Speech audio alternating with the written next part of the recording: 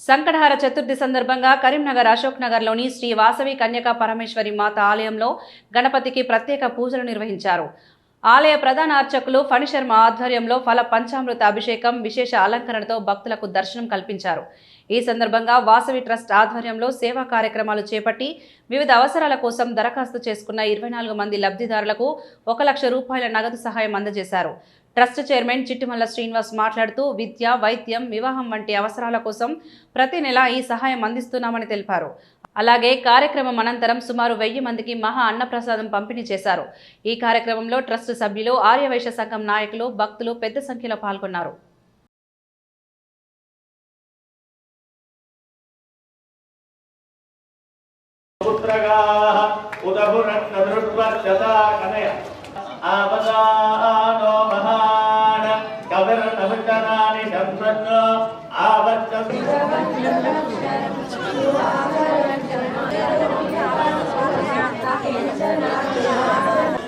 సంకటహార చతుర్థిని పురస్కరించుకొని మన స్థానిక వాసవి కన్యకా పరమేశ్వరి దేవాలయం లోపల గణపతి భగవాని పూజా కార్యక్రమాన్ని అత్యంత భక్తి శ్రద్ధలతోటి భక్తజనులందరూ నిర్వహిస్తున్నారు.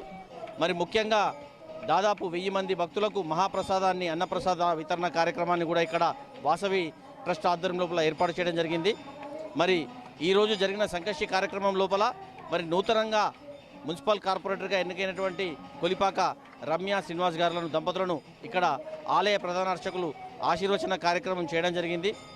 మరి వాసవి ట్రస్ట్ ఆధ్వర్యం లోపల గత 10 నెలల నుంచి ప్రతి నెల 1 లక్ష రూపాయల నగదు వితరణ కార్యక్రమాన్ని లబ్ధిదారులకు అవసరం ఉన్న వారికి వారి వైద్య ఖర్చుల నిమిత్తం, వారి ఎడ్యుకేషన్ కోసం కానీ, అదేవిధంగా వారి వివాహ ఖర్చుల కోసం కానీ, వారి వృద్ధాప్యంగా వారి మందుల కోసం కానీ ఇవ్వడం జరుగుతుంది. ఆ రకంగా ఈ 10వ నెల కూడా 1 లక్ష రూపాయల నగదు వితరణ కార్యక్రమాన్ని వాసవి ట్రస్ట్ ఆధ్వర్యం లోపల ఇక్కడ నిర్వహించడం జరిగింది.